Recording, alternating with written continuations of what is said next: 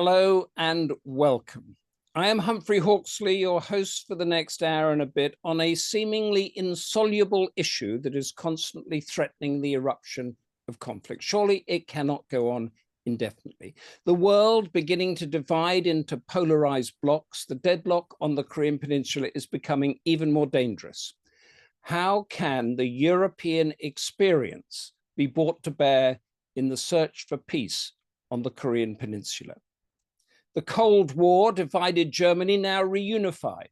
Oppressive hermit dictatorship of Albania, matching North Korea in its day, now with aspirations of joining the democratically led European Union, but war in Ukraine from an aggressive Russia. What can Korea learn from all of this? We have two superb panelists for our debate, Major General, retired Mats Engman, and Dr. Samir Puri. Each will speak for about 7 minutes. I will challenge them on anything that is unclear, and you, our audience, are invited to hold them to account and ask for deeper explanations. But before they take to the floor, we're playing selected excerpts from previous discussions, which will give us a background to our debate.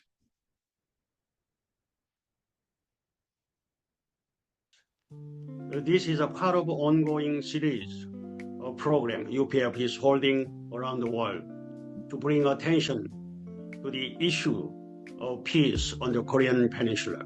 Yes, there is a role for Europe to play within the Korean conflict and also within the North Korean nuclear issue. I want to be optimistic about the possibilities, but of course we don't know. There's a lot we don't know about what North Korea's sort of red lines are, for example, how serious it is about regarding South Korea as a hostile state and giving up on the goal of improvement of relations to the US. And so that's where Europe's role really comes in, I think, in terms of leading the kind of behind the scenes, the track 1.5, track 2 negotiations, which will be precisely about that, about seeing what the room for maneuver is. And of course, Europe has a good record in that regard. Other thing I would mention, where I think Europe can certainly play a role, is in the area of humanitarian assistance and aid. I think most, if not all, of the humanitarian NGOs that have a presence on the ground, or at least did until the pandemic, were European. That the North Korea Supreme Leader made it clear at the end of the year 2023 that South Korea was a hostile state. And he even declared to abolish his pursuit for the peaceful reunification. Having abandoned the legacy of his grandfather and father, where is that leader planning to lead the country? Even in South Korea, the enthusiasm for the reunification is sharply weakening. It feels as if the division of the Korean Peninsula is becoming increasingly solidified. Most Korean people concerned the current situation seems to make the unification of the Korean Peninsula more difficult. Most of all, in my view, solid diplomatic support by European nations would be most important. For example, European nations need to back up South Korea's position to dismantle the North Korean nuclear program and contribute to promoting better relations between the North and the South. So it might be better for European nations to reopen diplomatic relations with Pyongyang as much as they can and as soon as possible. I do think, as been noted, that the European role is potentially very significant. It could be very significant. North Korea has reached out to Europe on multiple occasions and is doing that even today, even if it also basically has refused to let European states open up their embassies in Pyongyang. And there are things that we can do. And I mean, before here it was mentioned 1.5 track diplomacy, academic exchanges. The North Koreans are very much engaged in this. We have a constant inflow of North Koreans at our institute, but the North Koreans are willing to engage in these sort of 1.5 track diplomacy events. And I'd like to refer to the experience of a British scholar and politician, Glyn Ford, who as a member of the European Parliament was instrumental in developing the first large-scale humanitarian aid from the EU to North Korea during the times of famine earlier in this century. Ford acknowledges that North Korea is a flawed and repressive state, yet he sees that there is a way to engage North Korean leaders, part of whom are desperate to modernize and end their isolation. This view resonates with us in UPF because our founder, Dr. Moon, when the Berlin Wall collapsed and the Cold War came to an end, seized the opportunity to go and meet with Kim Il-sung at that time at the risk of his life, and was able to engage him in opening a dialogue with the United States in 1991 and in the following years. We in UPF pursue the initiative that was stated in our 2022 summit resolution in Korea as 2 states toward 1 nation, 1 peninsula, 1 people, 1 culture, considering that peace in Northeast Asia is essential to the world. Humanitarian aid, increased diplomacy, but the dismantling of the nuclear arms, all of this, Europe is potentially significant. Our first panelist is Major General Mats Engman, head of the Stockholm Korea Center and a distinguished military fellow at Sweden's Institute for Security and Development Policy. His work has a particular focus on developments in East Asia and the Korean Peninsula, and with more than 40 years of active military service, his most recent assignment was as head of the Swedish delegation to the Neutral Nations Supervisory Commission in South Korea between 2015 and 2017. He's European, he's in Sweden at the moment, he knows Asia. Major General Mats Engman, what can the Korean deadlock learn from the European experience? Thank you very much, Chair, and thank you for inviting me to participate today. And from the outset, may I say that I'm very pessimistic about the European opportunities, and I'll spell out why. I like to focus my short introduction on trust building, a way to peace and stability, ? And there are, of course, many different building blocks to create the favorable conditions needed for dialogue and diplomacy, and in the end, peace and security on the peninsula.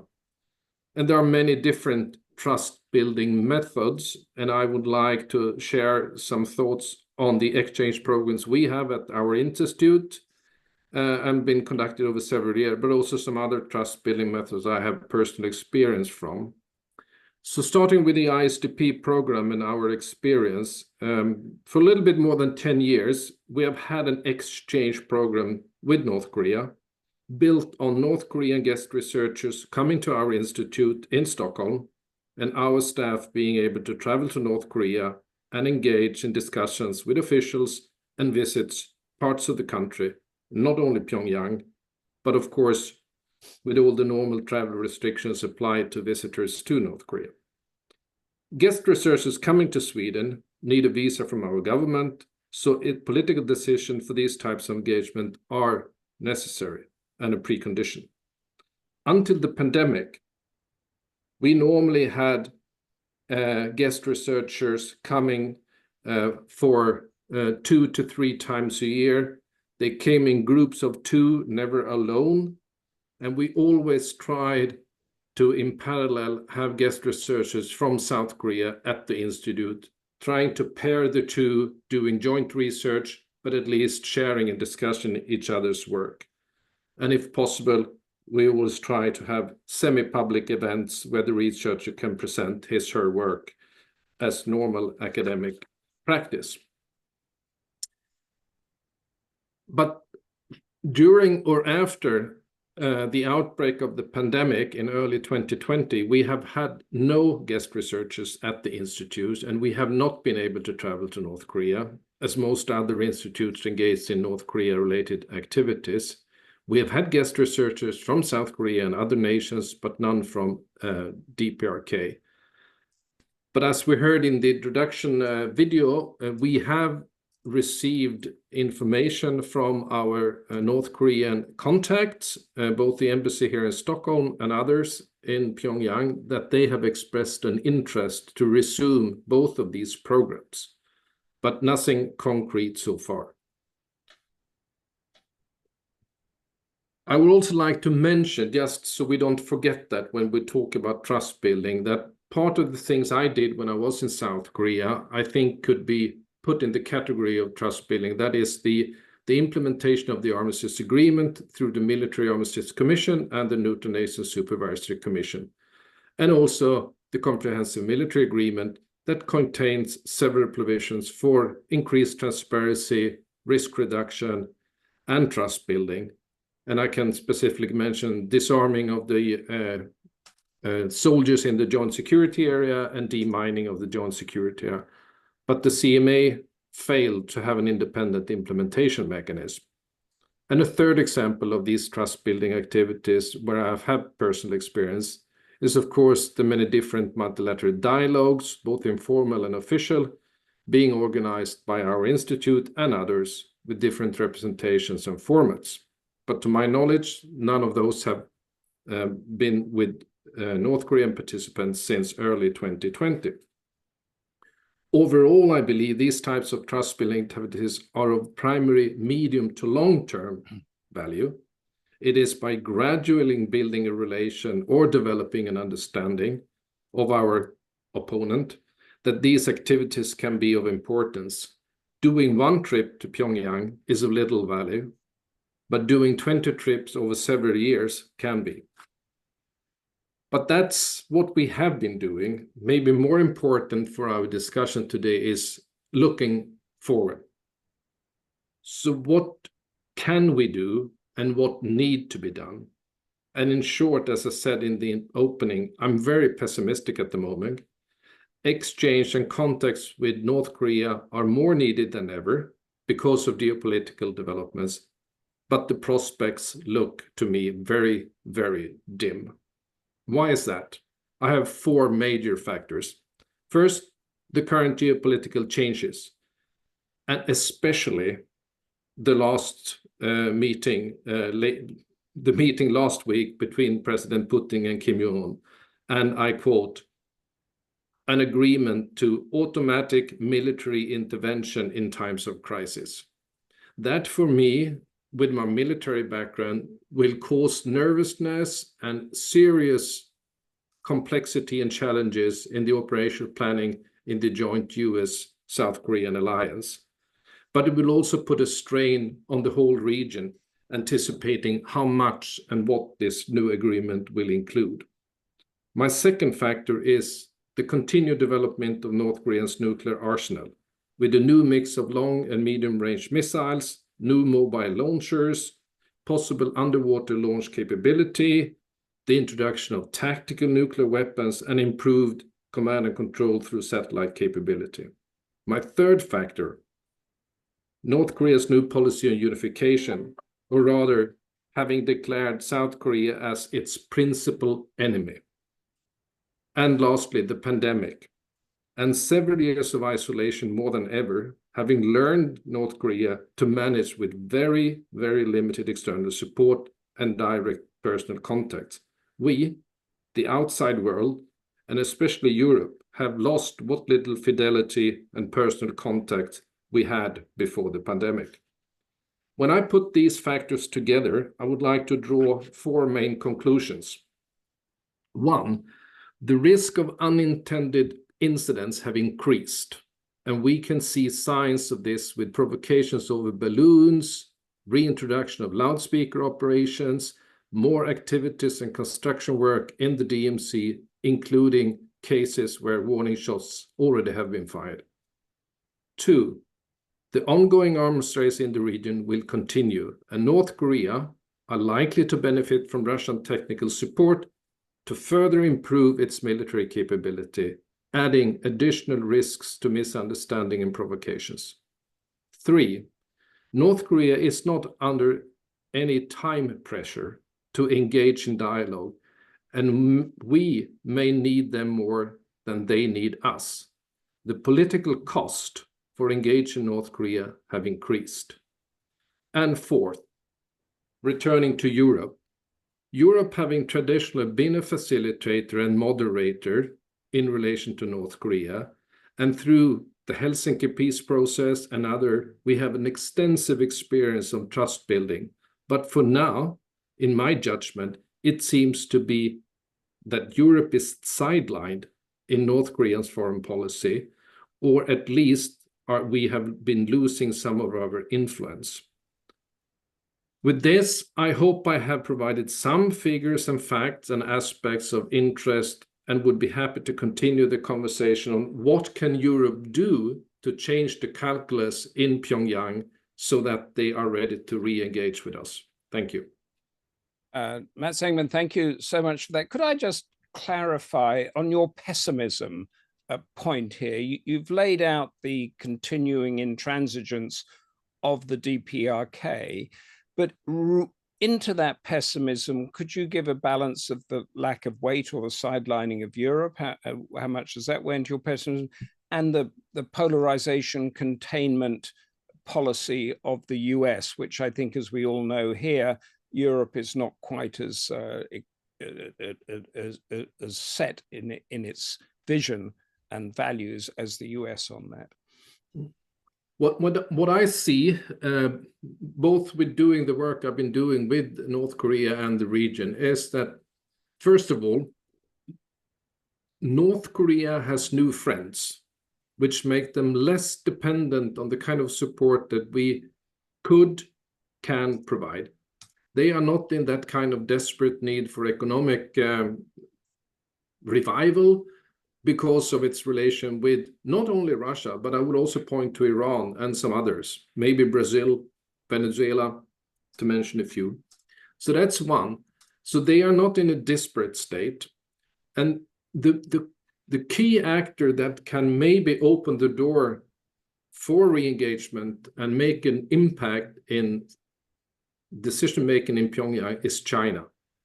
Right. And because of the current geopolitical stalemate between United States and China, and also Europe's, let's say, cautiousness in reaching out to China, I don't see that happening. And the price that China will ask for any kind of, accepting the role of driving North Korea would be very high.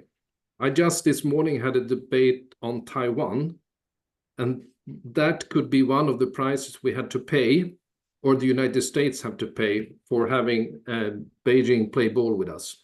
That is an incredibly pessimistic, I might say, and an interesting point there. But you mentioned China, and Vladimir Putin was last week, I think, in there, and then he went from there to Vietnam.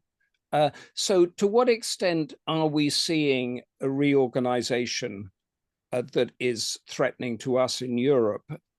Say, because you mentioned Russia, Iran, Brazil, Venezuela, and then the US calls Vietnam a like-minded partner in balancing the expansion of China. Could you give us some thoughts on that? Yeah, what I sense is in the making is a bit of a, call it partnership security architecture in East Asia, where you have one bloc centered around the liberal democracy values and market economy, rule of law, championed by United States, Australia, Japan, South Korea. And then you have the authoritarian bloc, centered around China and Russia, with also nations like North Korea, Iran, and others joining, or at least tacitly supporting. So we have this kind of, it's not a Cold War, I wouldn't say that, because the Cold War was existential. This is not in the same category, but we have a situation where we have this kind of two blocks standing, and it's not that I see an immediate military threat, but I do see, as I have firsthand experience of these kind of unintended incidents and risks, and escalation And I'm the first to recognize that we badly need dialogue and diplomacy, but currently I don't see that North Korea would accept that. And the terms for accepting would be very, very difficult. And one such term would be not to include denuclearization on the talks and the agenda. So this is interesting, because we've got these two blocks, but also have Russia and China worked out how they are going to carve up their influence, particularly in North Korea, or was China completely briefed before Vladimir Putin went there on what they were going to sign up to? I don't think they are in harmony and total agreement. There are still a lot of issues where there could be frictions in the Russia-China relationship. But I remember a quote that I read many times, many years ago, when we saw this starting to build, that said something in, if I remember it correctly, maybe not always in agreement, but never against. Right. To characterize the Moscow-Beijing relationship. And I think there are so many complementing factors that make these two staying the course. And I don't think it will be over, even if we manage to get to a conclusion of the war in Ukraine. I think it's much more strategic, much more long-term, but it's not without frictions. And of course, I mean, the more this polarization solidifies, the less possibility Europe has of putting out the olive branches that perhaps the US wouldn't, because the camps are being made more concrete. Is that correct?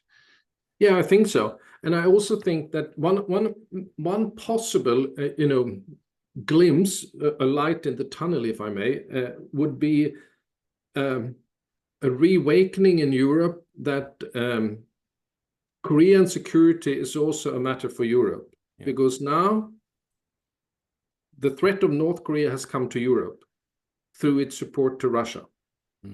So maybe that would make politicians in Europe realize they need to put more effort into East Asian security and be ready to let's develop. First of all, I think the most important thing Europe could do in the short term is to develop a coordinated Europe policy on North Korea issues, and not allow North Korea to play different European nations against each other when it comes to, for instance, opening of embassies. Thank you very much for that. I want to move on, though. We also need a coordinated China policy, and before that, a coordinated Russia policy. So there is a lot of that going on. Stay with us, and for our audience, please. We've had a brilliant, in my view, deep analysis of the situation there. Give us your comments and your questions, and we will bring them into the debate. I want to go now to Dr. Samir Puri, who's currently with Britain's Royal Institute of International Affairs, better known to many of us as Chatham House, and he has a swathe of previous roles attached in advisory and working roles to the War Studies at King's College, the Commonwealth Secretariat, Britain's Development Concepts and Doctrine Centre, that is the Ministry of Defence's think tank, and the Institute of International and Strategic Studies in Singapore. He is actually in Singapore now. He will be speaking in a personal capacity. His recent books are very salient to our debate: The Great Imperial Hangover, How Empires Have Shaped the World, and we've just heard how new ones are emerging, and his most recent one, Westlessness, The Great Global Rebalancing, in which case, is the rebalance so acute that Europe's experience has little impact? Samir Puri, your thoughts? Humphrey, thank you very, very much for having me on this great discussion event. So of the various bits and pieces I've done, probably the most pertinent bit of experience I've got as a springboard for my comments is, of the 4 years I've been living in Singapore, for 3 years I worked on something called the Shangri-La Dialogue, which is the International Institute for Strategic Studies event, which is a defense ministers' dialogue. It's convened in Singapore, but clearly it has a heavy Asian imprint. always has participation from South Korea, and it has obviously a very large US footprint. Lloyd Austin tends to speak. We had one of the years that I was part of that team, we had Fumio Kishida speak from Japan, delivering the keynote. And of course, we have plenty of Europeans. So really what I want to bring with my comments is that sense of when you see Europeans and Asians meeting and discussing contemporary geopolitical problems, of which North Korea remains an absolutely persistent one, where are the winds blowing, and how have things changed in the years gone by? Well, I think picking up directly from my esteemed co-panelist, I think first thing I want to reflect on is how much has changed in regards to the Korean Peninsula in just 2 decades. I think it's just over 2 decades ago the six-party talks probably first convened, and it's a really important thing to remember that Russia was one of those 6 parties, and that there could be no resurrection of that format in terms of the so-called international community, given, as we've heard, the catastrophic falling out between Russia and the West. That does have direct bearing on the Korean Peninsula. And I think that the developments in Ukraine are absolutely really important. I just saw a comment in the chat box about what about Ukraine? And that really is, I think, one of the critical things to reflect on as to how fast things are changing. One of my previous jobs 10 years ago was working in the OSCE ceasefire monitoring mission in Donbass. So I do have sort of a first-hand perspective on what war in East Ukraine is like, and how on earth that has come to impinge upon security matters in the Korean Peninsula is actually quite astonishing. The important thing to bear in mind with regards to Asia, which is where I think it becomes problematic for the Korean Peninsula, is that Western narratives around the war in Ukraine are not accepted without critical thoughts and without, in some cases, very direct pushback. That doesn't mean to say that these North Korean and Russian partnership, which is burgeoning as of the last year or so, is greeted with anything other than great alarm.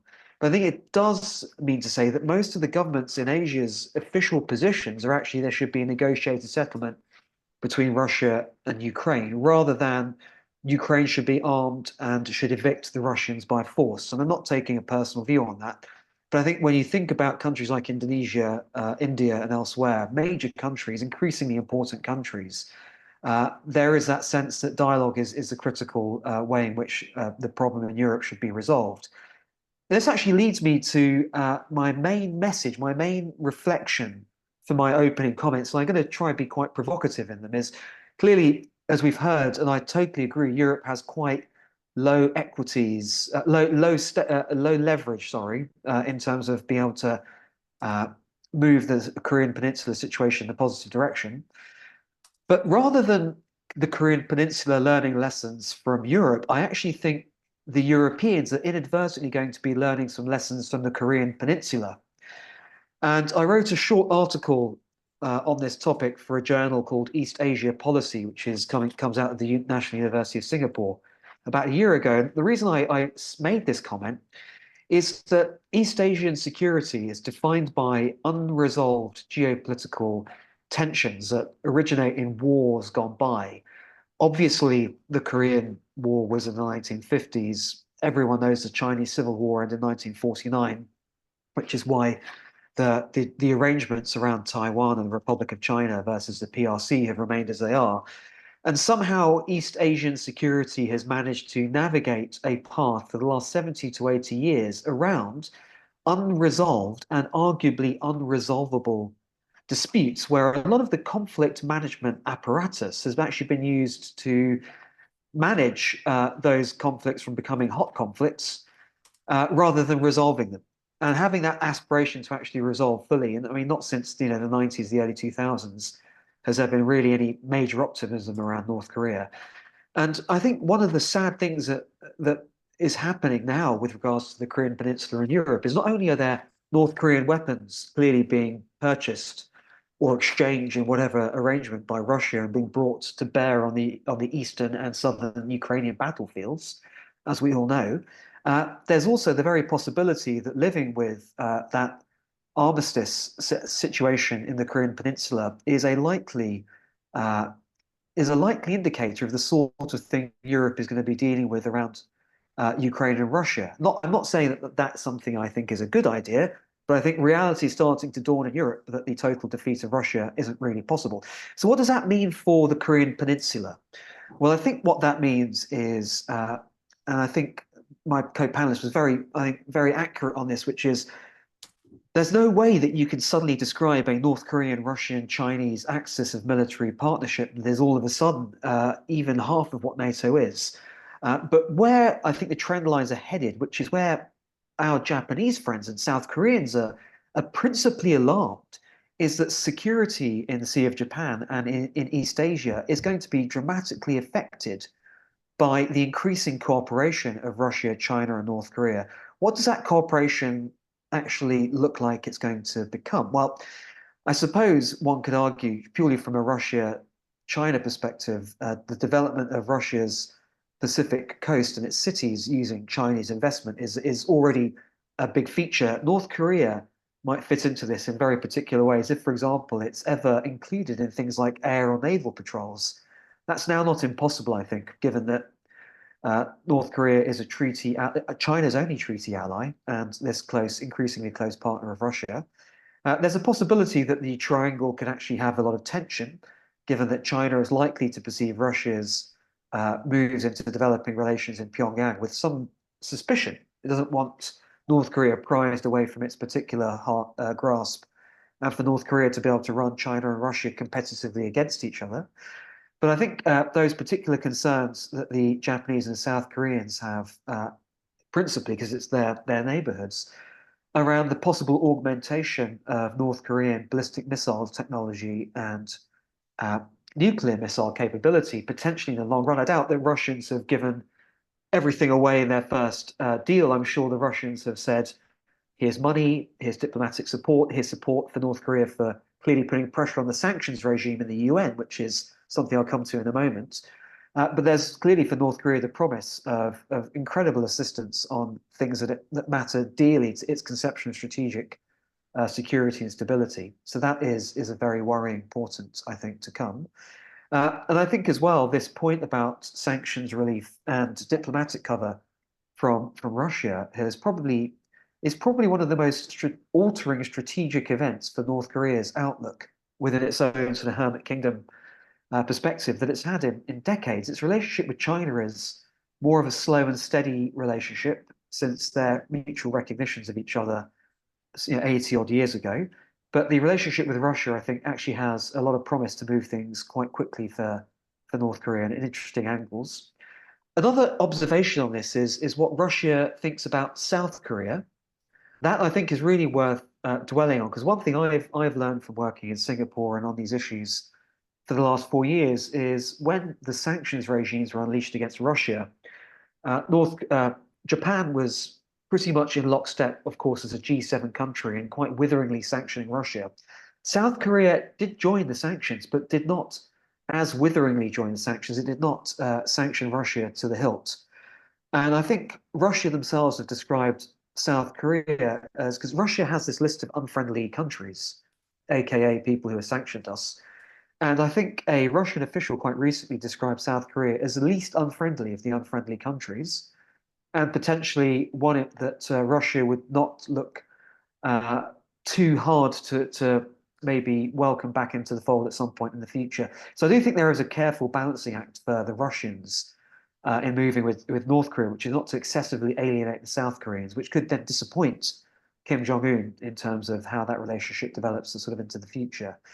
But I'll wrap up my comments, Humphrey, because I'm sure you've got plenty of reactions. I'll just wrap them up with that key, frankly, quite depressing message, which is that Europe, aside from the Cyprus dispute, which I worked on in my second role when I was in the UK FCO, the Cyprus peace process has been rattling on since the 70s, and we sort of forget about it, that there's a divided city, Nicosia, in Europe, and there's stabilization and negotiation and UN verification in there. But Europe doesn't have the muscle memory of dealing with an unresolvable grievance that just moves into the background as you deal with the division in the land.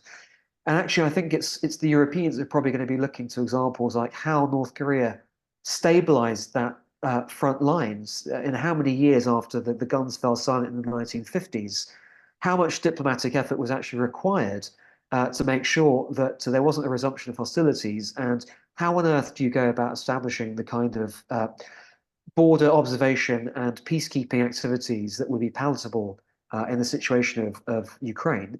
And actually, North Korea has got lots of lessons. I don't think the reverse is going to be too true. I don't think the Korean Peninsula is going to learn a huge amount from Europeans.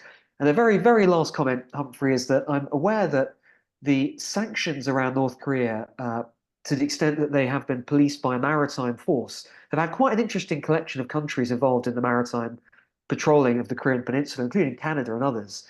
But I think that really is, I think, where I should be drawn around, what European contributions could be. Is actually, if the action in the UN Security Council looks anything like Russia protecting North Korea in the way that Russia protected Syria in the Syrian civil war, then I think that's a very, very worrying portent, because only Russia has got the diplomatic clout and the membership cards to actually save North Korea in that regard. But we have to wait and see if Russia actually wants to help North Korea to that incredible extent, or whether they're just trying to dangle something in front of their Kim Jong-un's eyes just to get those artillery shells and ballistic missiles to Ukraine and the war there. So Humphrey, I'll stop there. Thank you.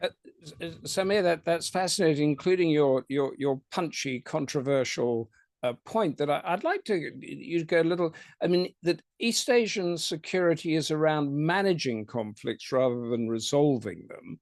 And it struck me that, of course, Japan and Russia are still technically at war, aren't they? They only have a ceasefire. And I think China has got claims to Vladivostok and vast territories up there from unequal treaties from the 19th century. Can you just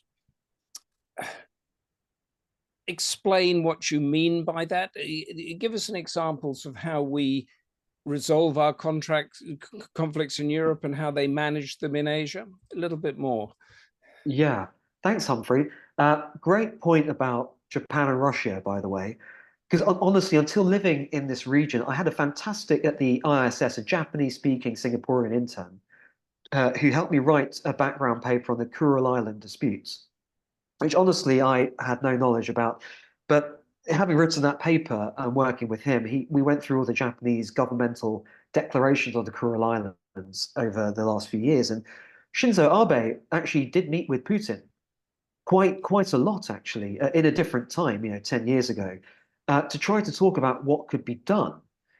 But as soon as Japan sanctioned Russia to the hilt after 2022, any dispute, any negotiation around the Kuril Islands are obviously gone. And Japan's very worried because Russia has actually remilitarized or militarized one of the larger of the Kuril Islands. So there's this open source since World War II, as you say, and the way the forces aligned at the end of 1945. But I do think one has to be careful when one generalizes. But I would say, for example, when you might remember a couple of years ago, there was a lot of active talk about NATO opening an office in Japan. Yeah.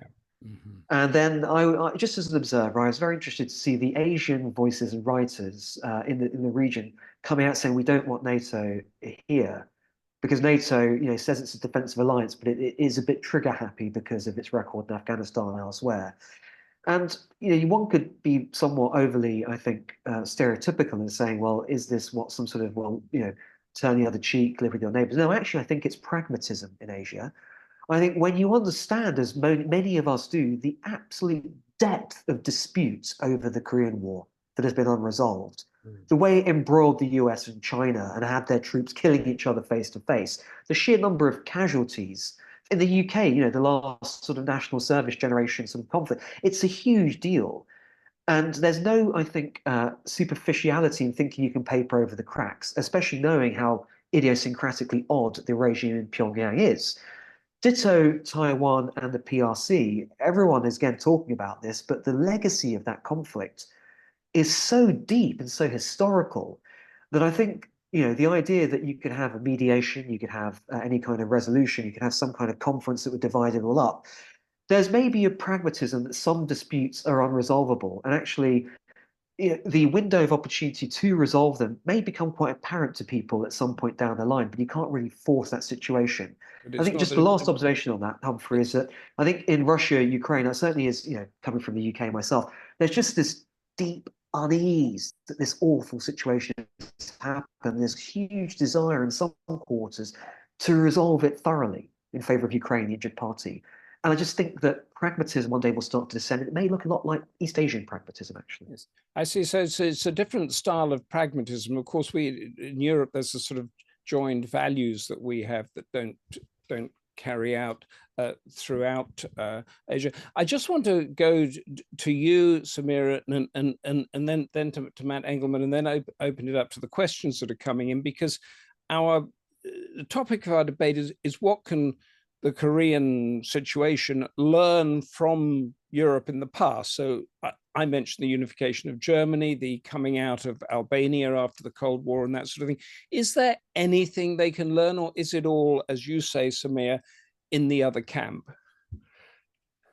Yeah, I'll give you a quick answer to that. When I 10 years ago, when I lived in Donbass for that aforementioned job, in the years afterwards, there was a lot of talk of what happens if Donbass is reintegrated to the rest of Ukraine, and all of the analogies of how East Germans were brought back into the fold with West Germans, given how many decades of separation, all the propaganda that you receive from different sides, all the ways in which xenophobia is built up, the obvious fact that families and friends have been separated by a war-induced border division.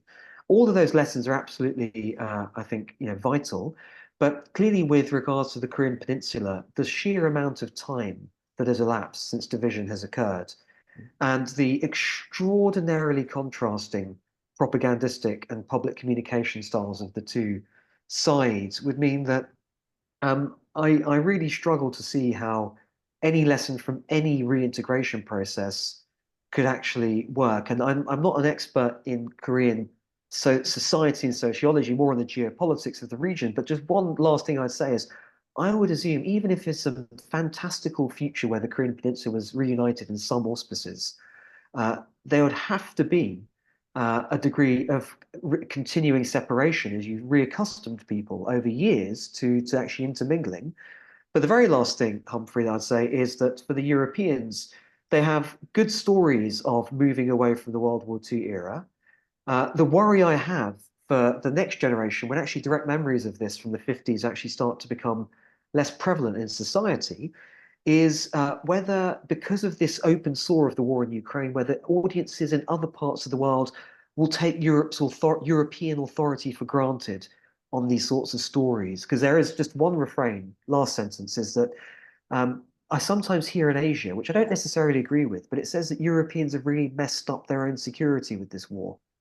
And that there isn't just the singularity of blame against Russia. It's a sentiment I sometimes hear, and I wonder what that does for our stock in Europe as mediators and providers of advice. Of course, that's fair. And we had the in the excerpts we had the dismantling of the nuclear program issue, and of course Ukraine did that, and look what happened to them. So, so that's an example. Thank you, Samir. There, stay with us. We're opening up now. Major General Matt Engman, we have a question from Hermine Schellen, which I'd like to also widen out into that question about whether the Korean situation can learn anything from Europe's experience. The question from Hermine is there a way to build a bridge of peace between North and South Korea? Yes, thank you very much. First about this, what can Europe bring, or what can the Korean Peninsula learn? Of course, there are things they can learn. I mean, we have a long history and a lot of experience, especially on, let's say, the more practical level, and especially in the field I've been working, which is military risk reduction and confidence building. I mean, we have had a string of activities, negotiations, implementations. So there are a lot of experience that could be not copycat, but made in a let's say, Korean style version.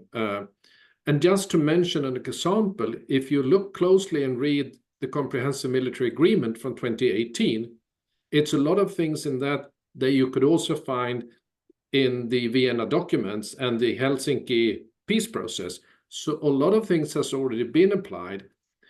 So that's one. I think there are things that could be applicable and they could use, but they need to be, of course, updated to fit the Korean Peninsula and the current geopolitical context. On the question of building a bridge, I'm an optimist, so I would say in long run, yes. But with the, as I said in my introduction, under the current geopolitical environment, I don't see it happening. And I don't see it happening because North Korea will not come to the table. And the price they are asking for to come to the table, which is, don't talk about denuclearization, is not the price that especially the United States is willing to pay at the moment. So yes. I'm very pessimistic about the opportunities in the short period, but maybe in the long term. May I also make a comment on something Dr. Puri said about managing conflicts? Oh, yes, please. And not solving conflicts. I was deployed on the peninsula in August 2015. And I think that's the closest we have been to an all-out war on the Korean Peninsula. And it was only, I would say, because of a few individuals that was cool-headed and experienced that a sudden escalation was avoided. There were a couple of 3-4 days where there was an extreme activity going on, a lot of heightened tension, raising of readiness on military units, artillery pieces being redeployed and ready to fire on the northern side. And this was after, if you remember, the mine accident in August of 2015. So managing risks also comes with a risk. And if there are the wrong people at that particular time, it can go very bad. And when something like that happens, you might have the cool military heads, the civil service heads perhaps, but yeah. When that goes upstairs to the president or the prime ministers, are the heads less cool, more politically orientated, less pragmatic, as Samir Puri was saying? Would you address that? No, I'm saying the cool heads, you can often have cool military heads during a crisis for a bit of time, but when it gets up to the White House, say with President Trump in, or somebody that has got a political reason for doing something rather than keep the peace, do we have a bigger problem? Yeah, but one of the experience and lessons I've learned over my years is the best preparation for having a kind of cool system and not just cool heads is that you have had this constant exercises and training where you have interaction between the senior political leadership and the senior military leadership. So you over time build trust between the two. And that is something that is maybe unique for the Combined Forces Command and its relation to the Blue House and the White House. Okay. Thank you. And would similar systems be there on the Russian and Chinese sides? I don't see it on either side being as well developed because the two systems are very authoritarian, because this system requires an openness and acceptance of difference of mind, dialogue, discussion. And I don't see that happening in those two systems. Okay, so that's... And also, I mean, there are some militaries in Western Europe that do have the same kind of system, the UK, for instance, France and Germany. We have a question from Sally Ann Franklin that I'll put to Samir Puri and then back to you, Mats Engman. If future East Asian security policy has a lot to do with past wars have not been resolved, e.g. China and the Korean Peninsula, how can looking at this in more detail by all parties show a way forward? Looking at things in more detail. Samir Puri.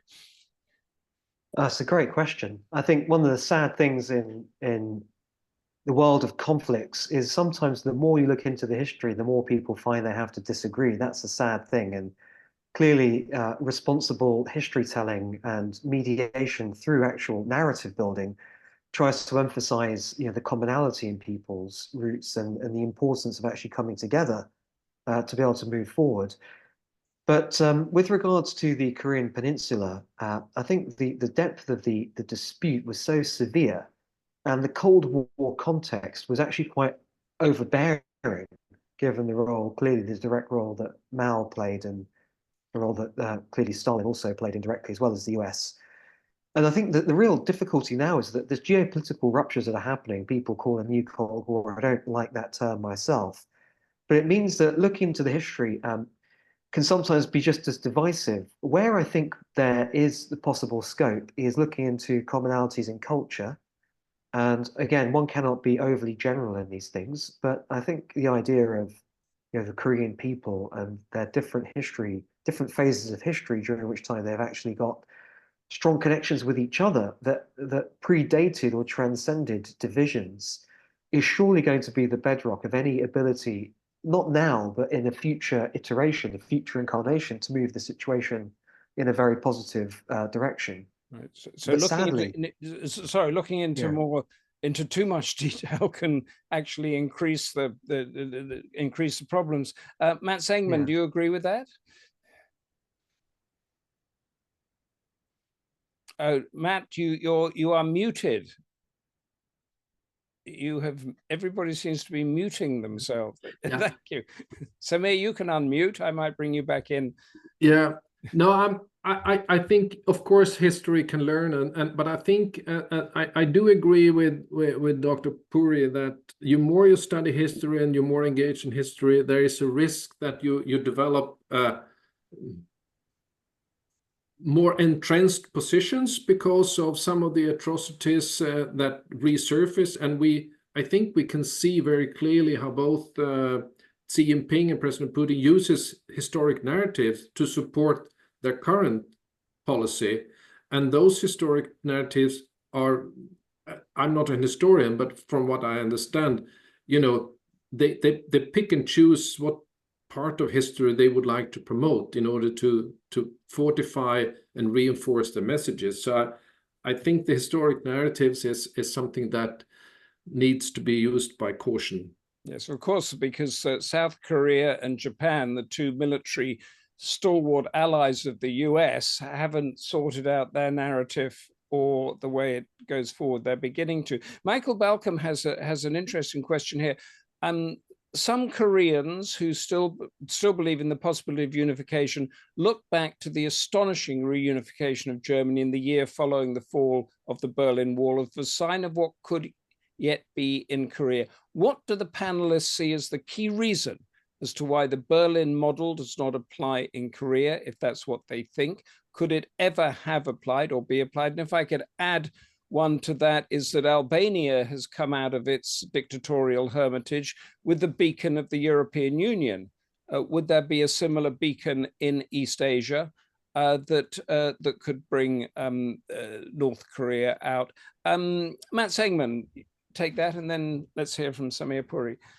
Yes, maybe if I would like to highlight two reasons, I think, why let's say the German unification is not applicable to the South Korean, North Korean case.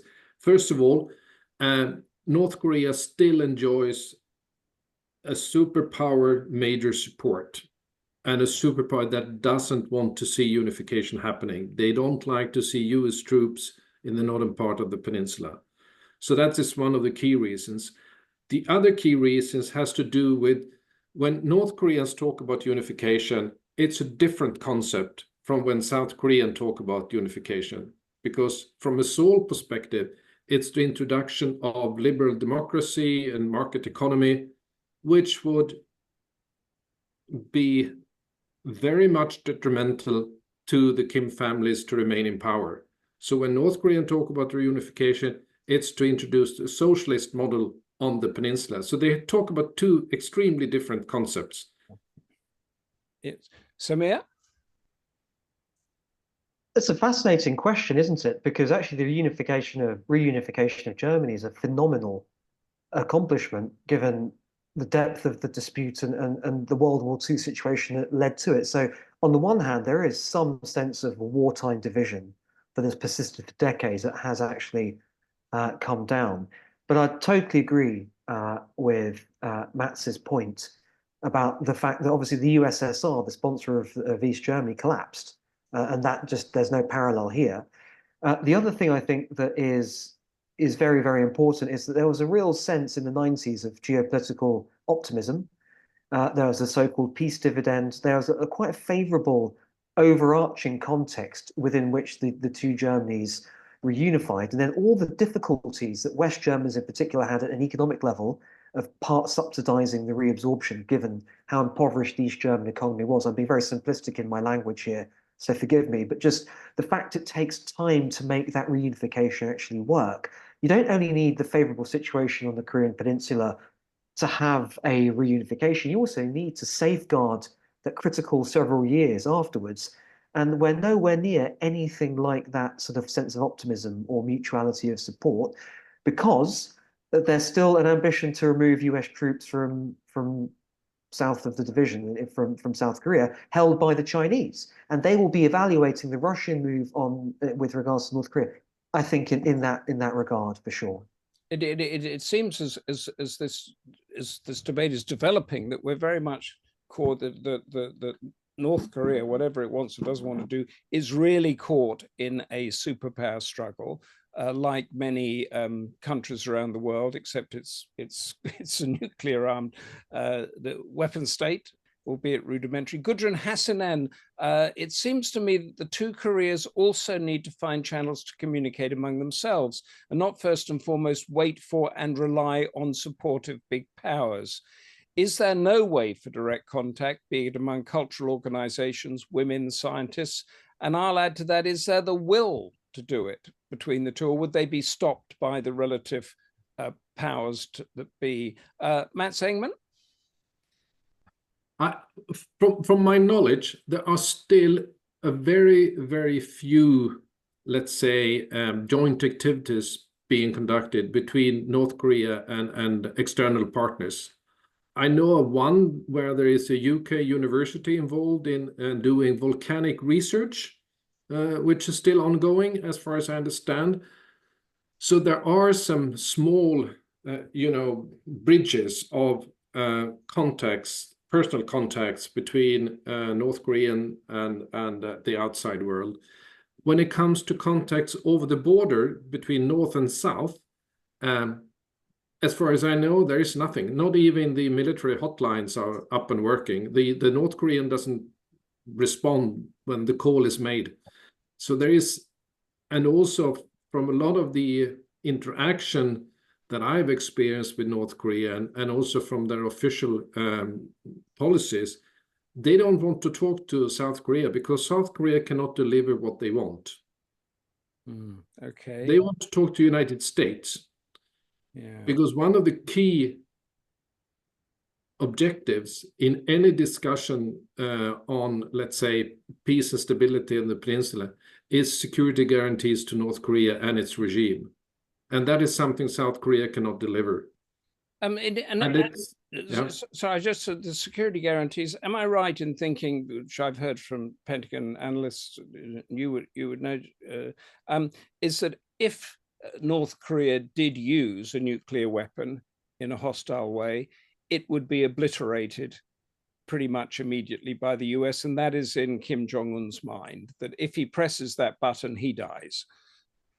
Yeah, I think that's the calculus, and that's also what the whole extended deterrence policy aims to make reliable, that a use of nuclear weapons by North Korea would be retaliated with nuclear weapons from the United States. Except now, with the peace agreement or the defense agreement with Russia, that narrative changes slightly. As Samir, if we can get back to Gudrun Hassanen's question, is there a way for direct contact? To be, and if you could remind us, there wasn't there a joint sort of factory complex in Kaesong in the south, which was shut down several years ago, and that was the great hope that this could happen. Yeah, and again, not having a detailed view on sort of the sociological developments in Korean society, the one thing I'd say is that obviously most of the material we read from North Korea is people who've defected or who have left, or who are another way sort of exiles, which is it's a really difficult start point from which to actually penetrate the Iron Wall.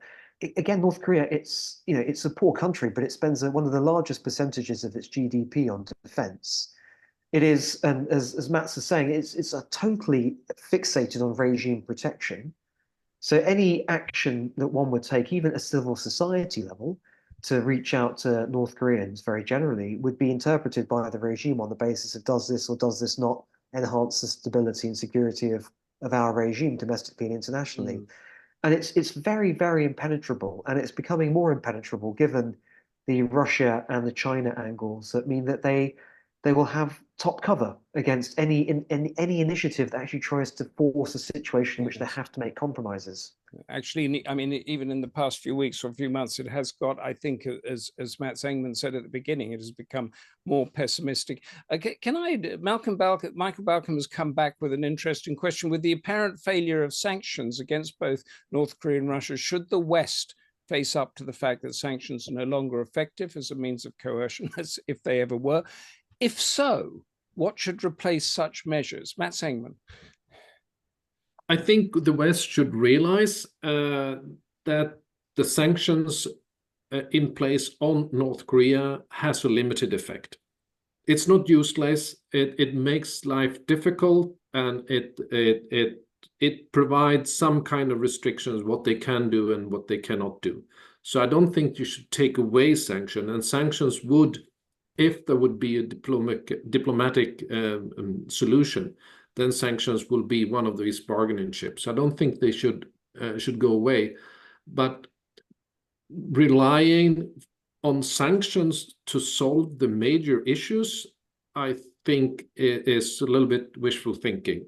So I think also that with the new relations with Russia, the sanctions will be even more difficult to impose, because there is and we have already heard and read about opening up of direct railway lines between eastern Russia and northern North Korea. Samir, it's the case on the sanctions thing. Is it the case that any hope that there was that North Korea could go through a China kind of path to improve its economy and therefore improve the contact with the West, and that path to sort of not democratization but to opening up, that has been killed by sanctions, hasn't it? Because nobody can do business with them, certainly from the West. Yes, and yes, I'll come to that in 1 second, but also the overarching question that was posed in the chat. I think that there's been a watershed moment, given that the sanctions against Russia neither failed to deter Russia's invasion, the threat of them, and the reality of them has not compelled a reversal of Russia's invasion. And there's one really big lesson, I think, from that for sanctions writ large, and that does bear down on North Korea. And I write about this in my new book, which is, because it's called Westlessness. I'm looking at the changed role of the West in relation to the rest of the world. And part of this Westlessness thesis is actually that there's no more devil in the detail of sanctions evasion with regards to Russia's survival as an economy than it is Russia riding the wave of the changing structure of the global economy, in which the G7, think about the start of the six-party talks 20 plus years ago in North Korea. The G7 held about 65% of the world's GDP. It holds, I think, 40-something%, 47 or 8% now, and it's projected to drop even further. This is not a sanctions evasion's point. This is a point about what are the actual implications for geopolitics and conflict resolution of the rise of Indonesia, the rise of India, rise of China, when those sovereign governments are entitled to take different perspectives on a war or a conflict to the Western countries. Just very quickly with North Korea, it will see its relationship with Russia as a way in, and now, of course, it has its alliance with China. Is this a way into the BRICS? Because you also, I think, very importantly mentioned Iran. and Iran is now part of the BRICS. So there are parts of sort of the structure of the global economy and the global geopolitics, which are actually quite novel to the 2020s. And a so-called pariah regime has different options to when the US hegemony and power was relatively undisputed. Yes, that's, I mean, that is a fascinating, and this seemingly fashionable policy of the global South, backed by India and backed by Vietnam, obviously, of multipolarity, whereby when the West comes or China comes and says, you have to take our side or this is going to happen, they're saying, no, not anymore. And Vietnam in the past few months has had Joe Biden, Xi Jinping, and Vladimir Putin all signing increased defense agreements or relationship agreements. Can I finish with a question from Angret Landwehr? It's a sort of, the German Revolution started with people wanting more freedom. Is that a possibility that these sentiments they're being repressed in North Korea? Could that break out? Could there be a people power revolution there? Do we want one? Matt Engman? Yeah, I would say no. No, we don't want one, or no, it won't happen. No, we would like to have one that is controlled. The problem is, how do you control a popular revolution in a society with North Korea where you don't have any institutions that we would normally refer to? But I can give you two recent examples. One of the things that makes the North Korean leadership so nervous about the leaflets and the balloons from South Korea and the loudspeaker operation is because of it jeopardizes the legitimacy and the standing of the ruling elite. So they are extremely sensitive to any kind of infringement in their total control of the society and the total control of information and the flow. And there are so many numerous examples on how they manage to crack down and control even the smallest little device of a South Korean soap opera or K-pop or what have you. So sorry to interrupt, because we are out of time. I've just looked at the watch. Yeah. Can you just sum up for us in one sentence if your mind has changed at all in this debate, or if you remain as pessimistic as you did at the beginning, Mats? I'm sorry, I'm still very pessimistic that we in the short time will have any kind of engagement with North Korea. Samir Puri, your final thoughts? Yeah, in one sentence, I'm glad you mentioned South Korean soft power and K-pop, because I'd probably say it's having a bigger impact in the West and other parts of Southeast and East Asia than it would be in North Korea. Because we actually hear it, and it's become very fashionable for young people. And that in itself conveys, I think, the sheer difficulty of actually getting messages to the public. If you can't speak to the public except for people who've left and escaped North Korea, then how on earth can you engender a grassroots civil society level movement to ask for some kind of thawing or opening? That route doesn't really exist. And that goes to show that this very closed hermit society, it has not been broken up, that unlike Eastern Europe, unlike other dictatorships. Thank you both for that. Our final contributor is Mr. Jacques Marian, co-chair of UPF Europe and Middle East and the president of UPF France. He has worked in Africa, China, Moscow, and he is steeped in the geopolitical undercurrents whose tides batter the Korean conundrum. Jacques Marian is coming to us from Paris. Give us your thoughts. Thank you, Humphrey, and thank you, Dr. General Engman, and also Dr. Puri. Thank you for your speeches and discussion. Also, thank you for involvement in peace building yourself. It's very interesting to hear you, to listen to you.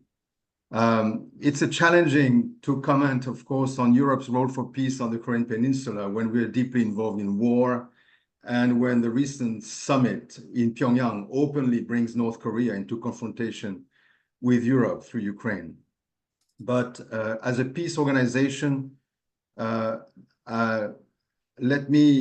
we naturally look for silver lining, and let me share a few thoughts and perspectives, as UPF, which originates from Korea, has given much of its resources and energy to promote peace and reconciliation on the peninsula, as some of you know. It's significant that the Korean War was the first military conflict of the Cold War, where many young Europeans shed blood for freedom and democracy, but their mission was only accomplished in the South. And today, with the resurgence of war with two blocs, the divided Korea comes again to the fore. On June 19, a few days ago, the DPRK and Russia signed a new defense pact with broad political, military, and economic consequences. According to some analysts, and I was listening to US-based Russian scholar Vitaly Kozyrev, who recently shared his analysis on the Pyongyang summit. The pact is a win-win agreement between both nations. It gave more power to the DPRK as a stakeholder in a new Eurasian security architecture, but also China is seeing its own benefit in the agreement. In this context, Europeans are challenged to strengthen and coordinate their own security plans, both in the western and eastern margins of Eurasia. Therefore, a rapprochement is taking shape between the Euro-Atlantic axis and the Indo-Pacific theater of operations. The prospects for peace and reunification of the Korean Peninsula, as you mentioned also, are perhaps at their lowest level, but maybe we should look beyond the war toward the future.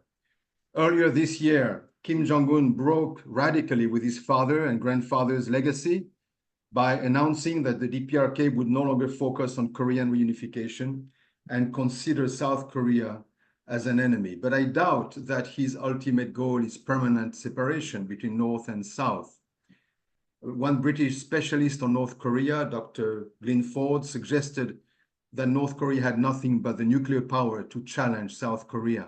In a collective book published last year titled Beyond the Armistice, Efforts for Peace on the Korean Peninsula, Ford, who has had a long-time connection with North Korean officials, writes that a former vice chairman of the DPRK Politburo, Ri Soo-young, repeatedly stated that North Koreans know well that their economy is 40 to 50 times smaller than that of South Korea, and that if the Americans would let them off the hook of sanctions, they could grow their economy by 10 to 15% a year, and in 20 to 25 years' time, they would be at least on a par with Seoul, and then they could talk about unification. From this viewpoint, Kim Jong-un may be taking advantage of the war to gain support from Russia and others as well in that group, with a longer-term goal to catch up on economic and social development.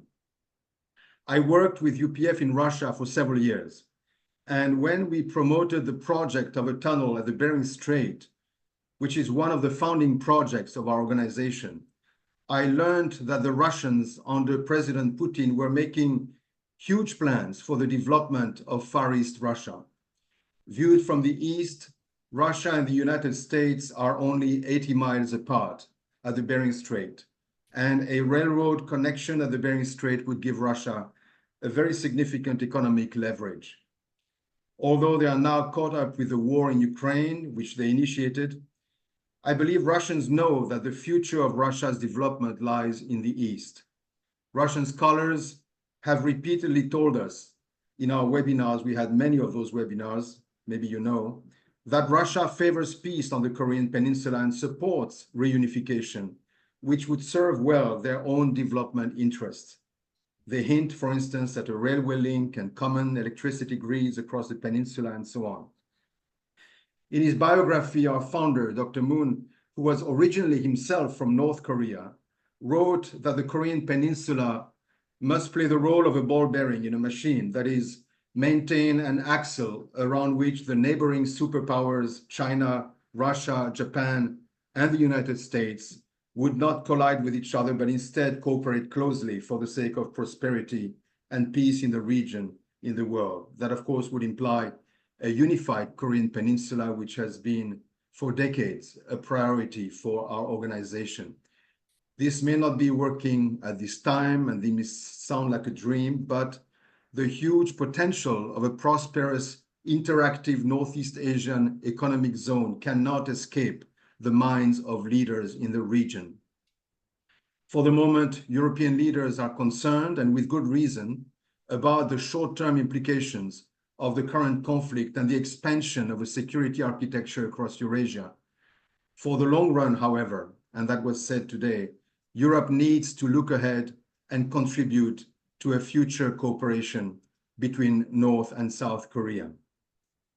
Today, as Dr. Puri mentioned, many young Europeans have become familiar with South Korea through the Korean wave. They are drawn by thousands to study the Korean language and culture and look for job opportunities in South Korea. Just as an example, I talked with one professor of Korean language and culture in the University of Aix-en-Provence in the south of France. He told me that every year they have 2,000 applicants for 200 places. So this is the dimension of, the people interested about Korean language and culture. So, and of course, that makes it very different from 70 years ago when Korea was totally unknown to Europeans. So should we not expect and encourage that they contribute to peace and reconciliation on the peninsula? Of course, they're limited right now to South Korea, but they learn about Korean culture.